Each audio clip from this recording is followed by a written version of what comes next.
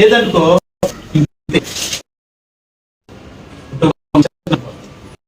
ఆ తెగింపు ఉన్నప్పుడు ఆయనతోనే ఉండాలి.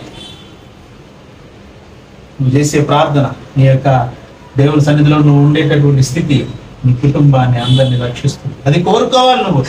నా కుటుంబం యెహోవాను సేవించు, నేను నా కుటుంబం దేవాన్ని సన్నిధిలో ఉండాలి. ప్లీజ్ అట్టి భాగ్యం మా కుటుంబానికి దయచేయి. నా భర్తకు మారు మనసును దయచి, నా భార్యకు మారు మనసును దయచి, నా పిల్లలకు మారు మనసును దయచి, క్షమిస్తున్న వారిని క్షమించు. నువ్వు క్షమించు తండ్రి. నువ్వు క్షమిస్తేనే అందుకని ఆయన అన్నాడు, తన మాట పంపించి వీరేం చేయించున్నారు వీరెరుగురు కనుక వీరినే ఆయన ఒక మాట పంపి. ఎవరి కోసం అది? ఆనాడు ఆయనకి సెలవు వేస్తున్న వారి కొరకే కాదు, ఈనాడు మరలా ఆయనకి సెలవు వేస్తున్న వారి కొరకు కూడా. హల్లెలూయా. అంటే క్రైస్తవులుగా మనం చెప్పుకుంటూ ఆయనకి మరలా సిలువ వేసే పనులు చేస్తుంటాం, ఆలోచనలు చేస్తుంటాం, తలంపులు చేస్తుంటాం కదా మనం కొరకు కూడా. అలా అని చెప్పి ఆయన క్షమించమన్నాడు, తండ్రి క్షమించేశాడా? ఆయన క్షమించమని కోరుకున్నాడు. ఆ క్షమించమని కోరుకున్న మాట మన జీవితం నెరవేరాలి అని అంటే మనము ఆయనకి క్షమాపణ చెప్పుకోవాలి. తండ్రి ప్రైజ్ ది లార్డ్. హల్లెలూయా.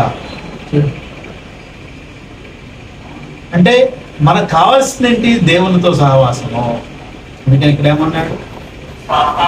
అదే అంశంతో ఉత్తమమును అనుకూలమును సంపూర్ణమైన దేవుని చిత్తం మీద పరీక్షించి తెలుసుకున్నట్లు ఈ మనస్సు మారి నూతన రూపాంతరం పొందుడి. ఉత్తమము అనుకూలము సంపూర్ణమైన దేవుని చిత్తం. ఏం కావాలి మనకి? ఉత్తమము అనుకూలము సంపూర్ణమైన దేవుని చిత్తం.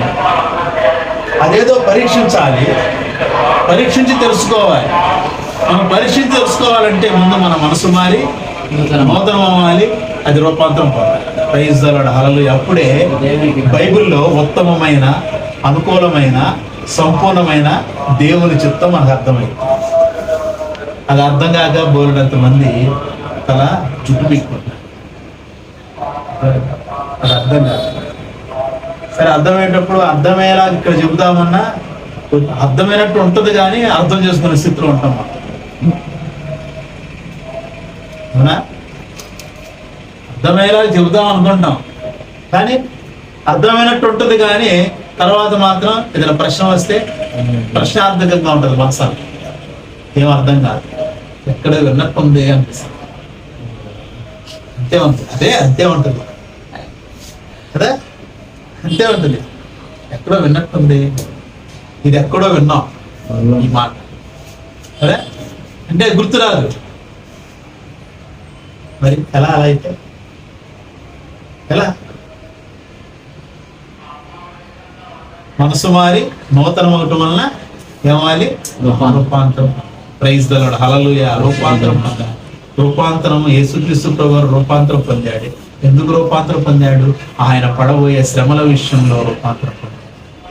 అది అయిన తర్వాత ఆయన రండి కొంచెంసేపు అంటాడు, అపవాది వస్తున్నాడు, వాడితో నాకు సంబంధము. వాడు ఆకాశం నుంచి పడిపోయినట్లు చూశాను. యేసుక్రీస్తు ప్రభువు అన్ని పడిపోయాడు. ఎందుకు పడిపోయాడు?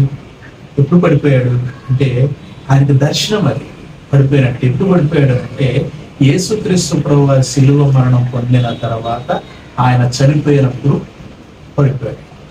వాడు అప్పుడు పడిపోయాడు.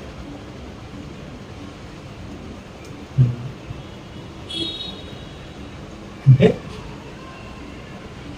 ఆయన ఎప్పుడైతే చనిపోవటం జరిగిందో భూమి బద్దలైంది, ఆకాశం చీకటి కమ్మింది. అందులో చాలా గొప్ప ఆయన. అందుకనే ప్రతిదీ కూడా రాశాడు. ఆకాశం చీకటి కమ్మింది నుంచి 3 గంటల సమయంలో. అవసరం ఎందుకు కమ్మింది చీకటి? ఏదో అవసరం ఉంటేనే కదా. అంటే ఆయన శక్తి ఎలాంటిది, ఆయన ఎలాంటి వాడు, యేసుక్రీస్తు ప్రభు వారి యొక్క ఉన్నత స్థితి, ఆయన స్థితి ఎలాంటిదో తెలియబడటానికే ఆకాశము చీకటి కమ్మింది. ఆకాశము చీకటి కమ్మింది. భూమి తర్వాత నెరవిడిచింది. భూమి నెరవిడిచింది. అనేక సమాధులు తెరవబడ్డాయి. అనేక మంది పరిశుద్ధులు లేచారు. లేచినప్పుడు ఏమో జరిగింది? లేచి ఎక్కడున్నారు వీళ్ళందరూ? పాతాళం తెరవబడింది, అందరూ లేచారు భూమిలో నుంచి. ఎక్కడికి వెళ్ళారు? జ్ఞాపకం ఎక్కడికి వెళ్ళి ఉంటాయి? మేబీ మూడో ఆకాశం అనుకుందాం, మూడో ఆకాశానికి వెళ్ళి ఉంటాయి.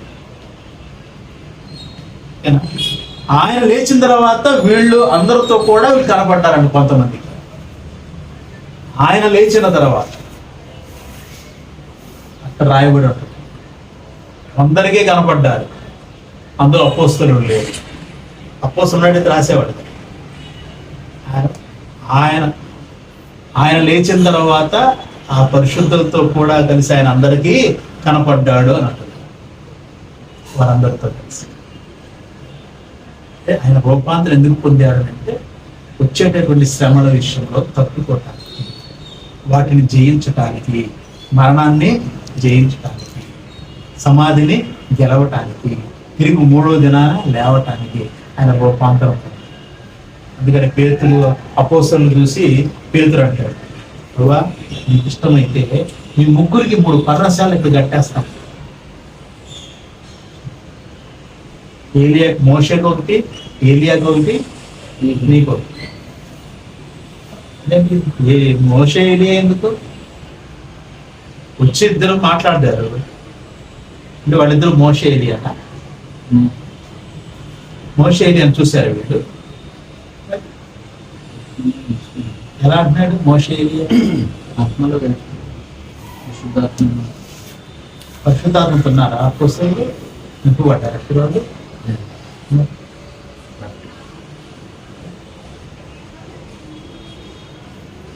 వాళ్ళే అందులో పాత నిబంధనలో ప్రధానమైన వ్యక్తులు, ప్రధానమైన ప్రవక్తలు ఎవరు అంటే అందులో అందులో ఒకళ్ళు మోషే, ఇంకొకళ్ళు ఏలియా. ఎందుకు? అంత పవర్ఫుల్ గా సంఘాన్ని నడిపించారు, అంత పవర్ఫుల్ గా సేవకులు నడిపించాడు. మోషేనేమో సంఘాన్ని నడిపించాడు, ఏలియా సేవకుల్ని నడిపించాడు, యాజకులు నడిపించాడు. యాజకులందరికీ మాదిరిగా ఉన్నాడు, లీడర్గా ఉన్నాడు. దేవుడు ఎక్కడికి వెళ్ళమంటే అక్కడికి వెళ్ళాడు. ఏ పని ఏ మాట చెబితే ఆ మాట చెప్పాడు. మిగతా చేయలేదా? చేశారు. ఎహిస్కేలు ఉన్నాడు, దానియేలు ఉన్నాడు, వీళ్ళందరూ ఉన్నారు, అందరూ చేశారు. కానీ వీళ్ళలో ప్రత్యేకత వాళ్ళిద్దరికి.